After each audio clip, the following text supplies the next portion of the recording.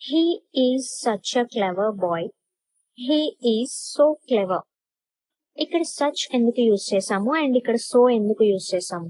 ఎందుకంటే when there a noun after an adjective, ఇక్కడ clever అనేది యాడ్జెక్టివ్ అండ్ బాయ్ అనేది noun. So when there a noun after adjective we use such. He's such a clever boy. She's such a smart girl. ఇలా. And when there is no noun, ఎప్పుడైతే adjective తర్వాత noun లేకపోతే we use so. He's so clever. Similarly, she is such a beautiful woman. This woman is so beautiful. So there is a noun after an adjective. Beautiful అనేది adjective ఇక్కడ.